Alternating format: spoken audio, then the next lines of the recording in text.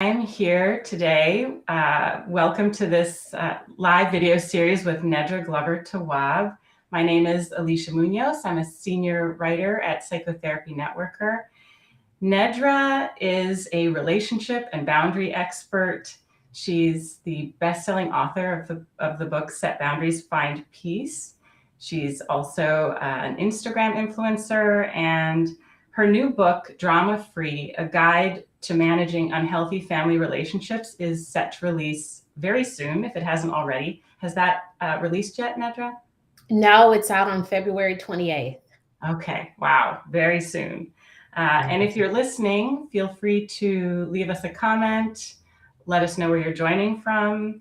Today we have an exclusive offer, a handout on 6 types of boundaries.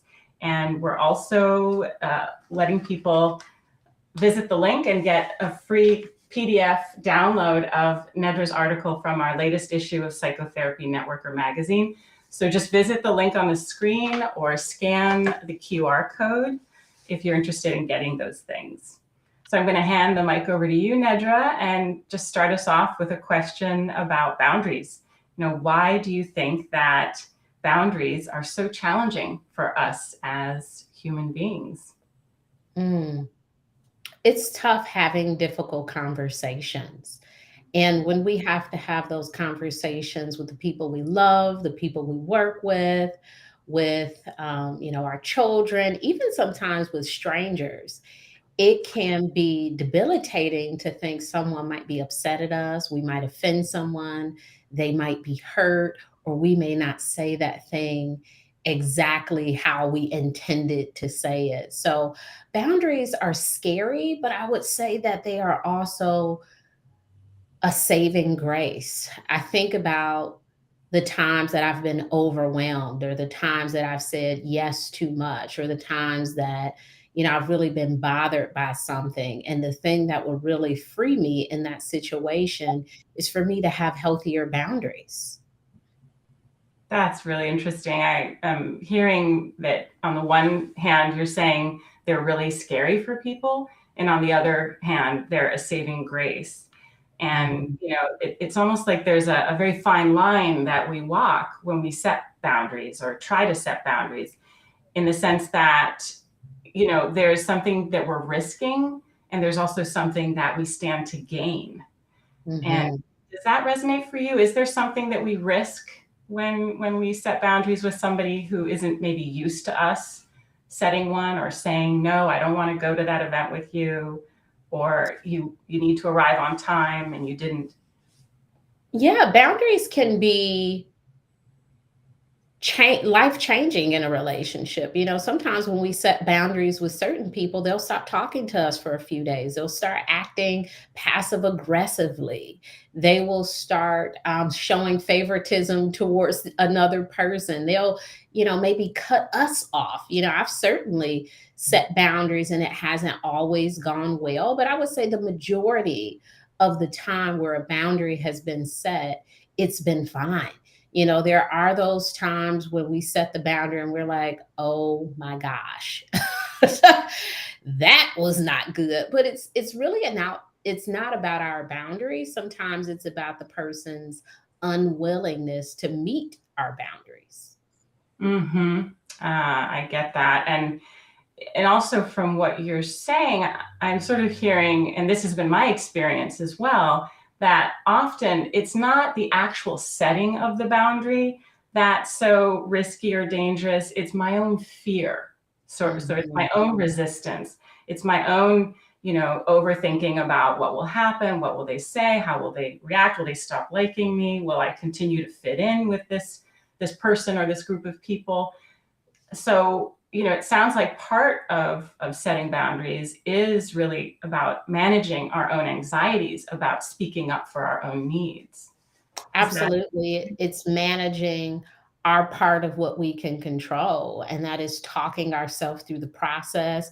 That is nurturing ourselves after we say something really difficult. It is also taking care of our needs. I think about therapists and how, many of us struggle with maybe saying no to clients, not taking any more clients or going over in our time with them. Sometimes it's oh, I don't want to, stop them in the middle of this thing, or, oh, I want to be able to help everyone, or, oh, and it's like, well, the next client that you have is actually being impacted by your unwillingness to place this boundary and to say, hey, we're over time, we have to wrap it up. And so the client is benefiting, but the other client is actually impacted in a negative way. So sometimes in our avoidance of the boundary, we're impacting other people, and we're certainly impacting ourselves when we avoid setting the boundary, when we say yes to things and we really can't do them, or when we allow people into our space and we're really uncomfortable with it. Like, we have a response to it, and it starts to impact those relationships because we didn't want to say the hard thing. Yeah. So you're saying that, at least particularly with therapists, or one thing therapists struggle with is that we will think that we're taking care of people by saying yes, for example, to clients that we may not, want to take or be able to take because our caseload is already, too big. But also sometimes we'll extend our sessions beyond our session time, thinking, well, I can't end the session here. That would be insensitive, or, they're crying, or this is an important moment. And that in taking care of people, in quotes, we're actually potentially, disadvantaging other clients and also ourselves. And that really, I think, is an issue with therapists, because we are, we want to be helpful. We want to be nice. We want to be kind. We want to be supportive. And, not being able to do the hard thing in those moments, saying no or ending a session, really does have an impact. Is that something that you have ever struggled with or still struggle with as a therapist? Absolutely. I've struggled with taking on too many clients. A few years ago, I think I was saying I have a private practice, a group practice. So I think I was seeing somewhere in the 30s, and I was, 30 something clients a week. And my colleague, she would be like, how do you do this? I'm like, I don't know. I don't know. And I was just taking more because I thought, oh my gosh, my clients are referring, because I was not taking clients publicly, but my clients were referring people. And I just felt like, oh, well, they heard about me. They have to see me. And I continued to do it. And it got to a point where the clients that I already had, my existing clients, couldn't even make appointments because I was so booked up with these new clients. And I was like, by not setting this boundary, I'm actually doing a disservice to the people who've been seeing me for years. They can't even come weekly. They can't even come bi-weekly because now I have no availability. So that shifted my thinking toward, I can't take any new clients because I need to have space for the people I'm already committed to. And so now I haven't taken any new clients in a few years. And that is my reason. Now I'm writing and I'm doing all these other things. And I want to honor my commitment to the people I'm already seeing. I want them to be able to have regular therapy appointments. So I can't accept anyone new. And that's tough because I like doing the work, but I have to recognize that there are other therapists who do the work. I have to build relationships and grow my community. So I know, oh, here's a person for you to go to, because I cannot be everything to everyone. And I have to honor my commitment to the people that I'm already in relationships with. Yeah. Wow. Yeah. That really is, that's a powerful approach, to be able to really see the bigger picture. And something that you said also kind of really resonated for me, which is that when we don't set boundaries, or we don't, see our own limits, then we can tend to kind of go from one extreme to another. And in a lot of your work, I've noticed you talk about, finding this middle ground, Not going to extremes, finding a nuanced approach to cutoffs or, endings with people, or, handling difficult family members. And, it sounds like being able to kind of make those decisions like you did, I'm not going to take any clients for a while, is important for a time being, but then you can also revisit it, right? I hear Mhm. that a Mhm. lot, that boundaries aren't fixed and rigid. You can always revisit them. You can always decide in a month, all right, maybe I can take 2 or 3 more people on my caseload, and have you noticed that with your clients or with people in general, that we tend to just want a solution, like, okay, always boundaries or always flexible.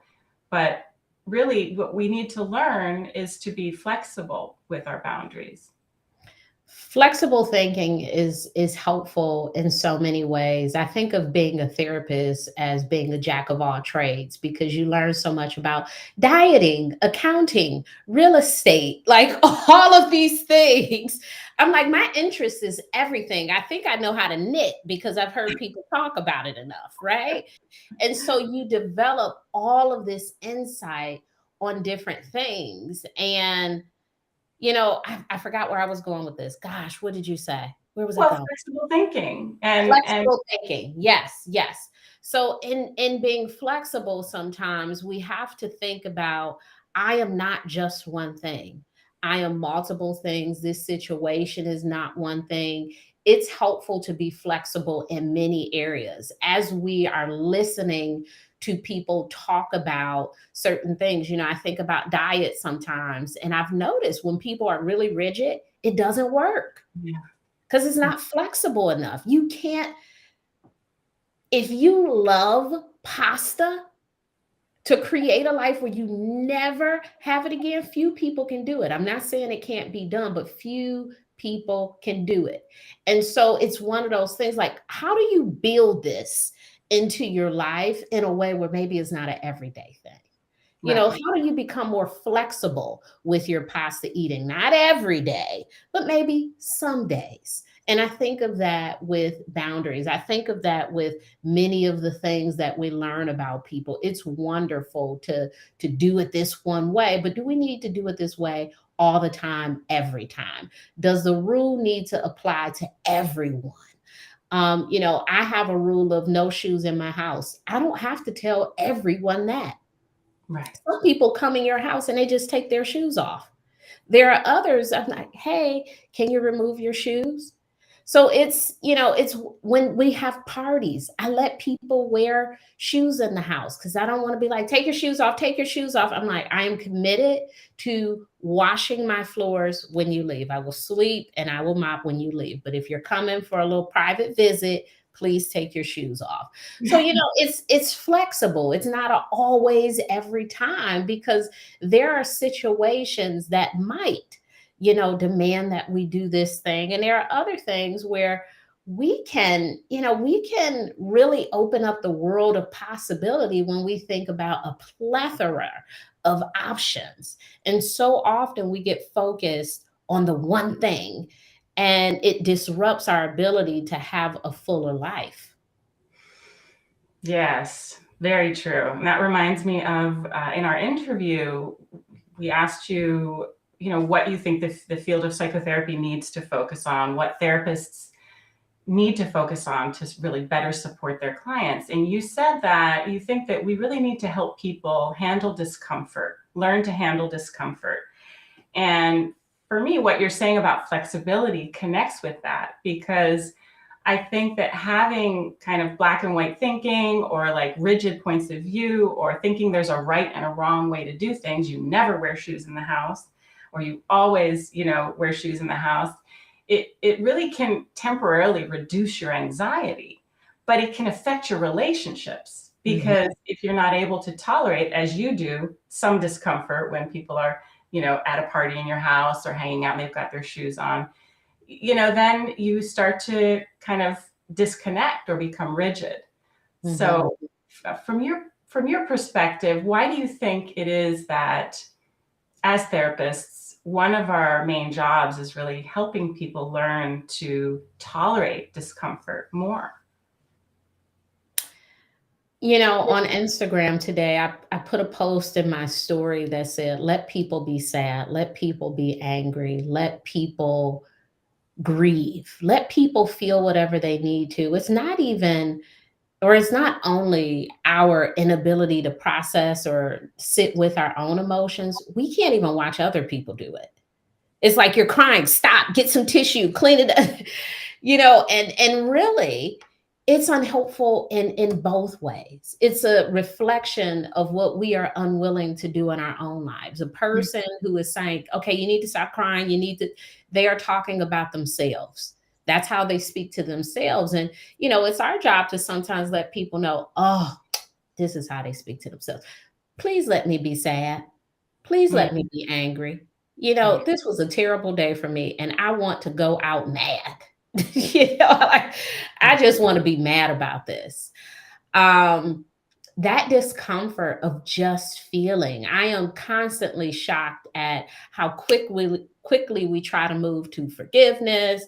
We try to move towards reconciling. We try to move towards, I shouldn't feel this way about it. We're trying to be compassionate to someone who victimized us. Oh, they broke in my car, but they really needed my radio. It's like, what? It's like, what crime was committed? And you're instantly, it's not even like we're giving ourselves time to sit with our feelings. And we're certainly not giving our window of, allowing other people is even shorter. And we have a lot of, guilt around what we feel. We feel bad for feeling. I shouldn't be upset. This shouldn't make me sad. I should be happy to see my whoever. I should, really love parenting. I should, we should on ourselves. We tell ourselves how to feel. We tell other people how to feel. We are completely uncomfortable with the plethora of feelings that human beings experience. The more that therapists can help their clients by calling them out and say, oh, you changed the subject so quickly. How did we start talking about Atlanta housewives? How did we? Oh, I like Potomac too, but whoa, how did we start talking about this? Because I heard you saying, because we notice it. I notice when my clients completely change the topic. And not that we have to talk about it, but I will just say to them, I noticed you changed the topic when we started talking about this. Is this a reflection of you not being ready to go deeper? And some clients will say, yes. Okay, we'll go on. I just want you to acknowledge that I see you. Yeah.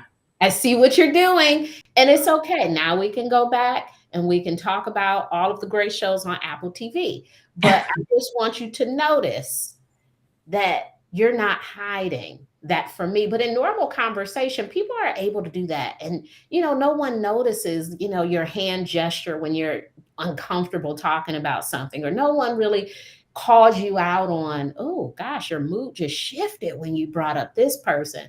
But as therapists, it is our job to do that. It's our job to notice that discomfort and to be willing to help someone through it. But we must first deal with our own tolerance around observing discomfort.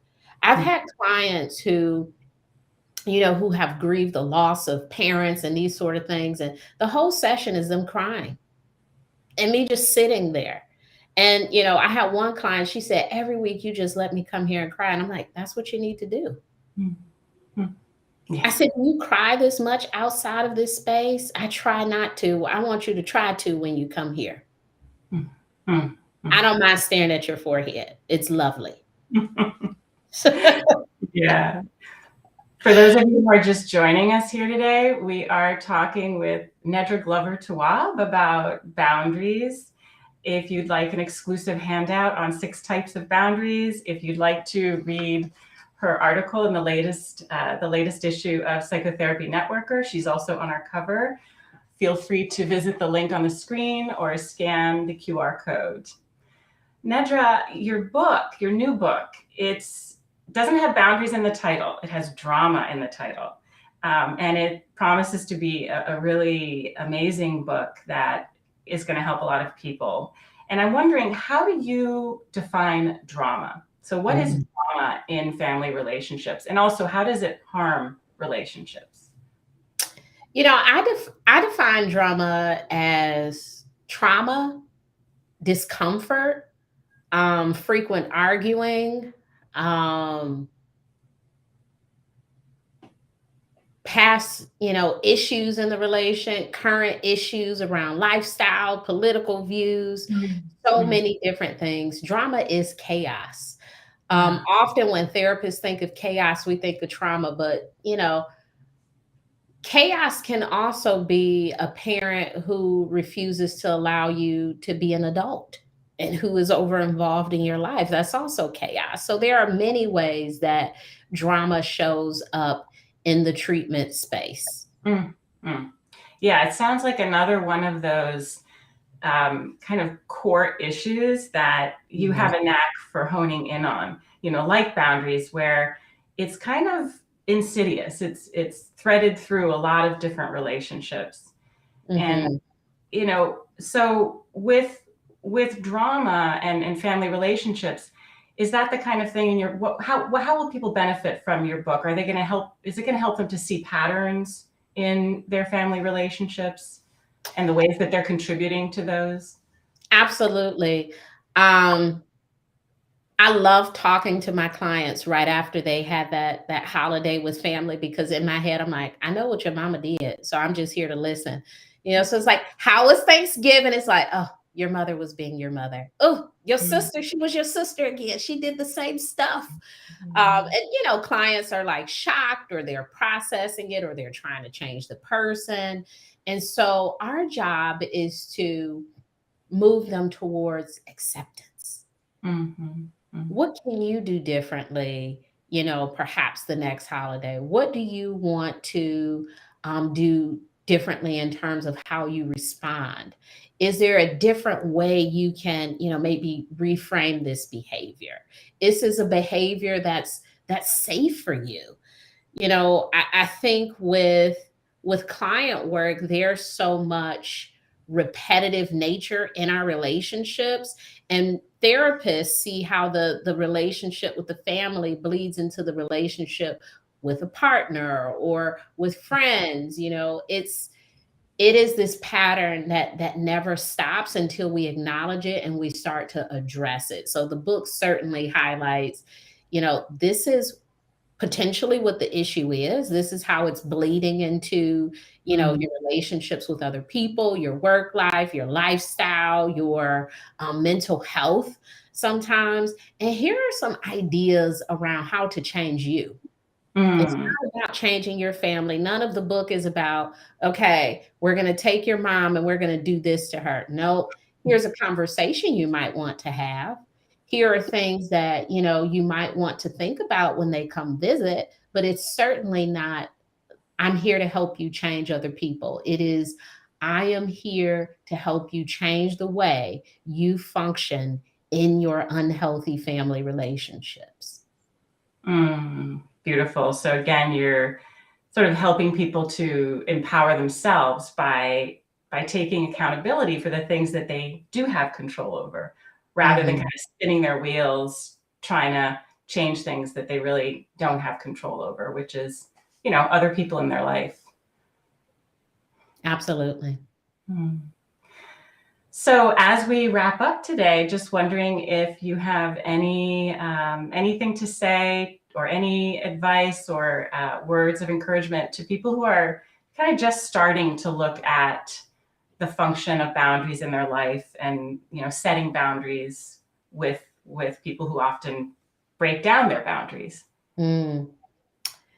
We have to support them, because it is a practice to get to a space of healthier boundaries. And some of our clients are starting at ground zero. And so what we see as the ultimate goal of, saying this exact thing to a person, they start very small.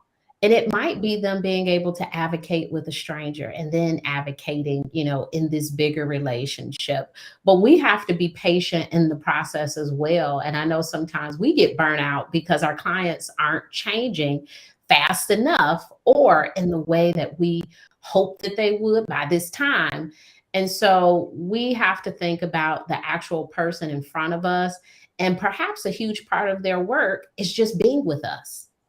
And it may take them years to get to the point of actual change. I've had some clients where, I've been seeing them for years. And, maybe just last year I heard them say, I told so and so, I'm like, oh, finally, it's only been 8 years.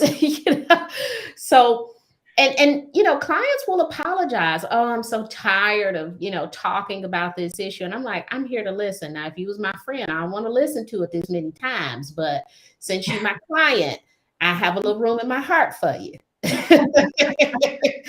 So, a part of our work is just really being patient with them as they're learning to advocate, because it started so early with many of us being talked out of our boundaries. Being able to, have boundaries is so new, and it will take time, and we have to be really patient with our clients. Thank you so much for sharing your expertise with us today, Nedra, just for being here and being you. Really appreciate it. You're welcome. Thank you. Bye, everyone.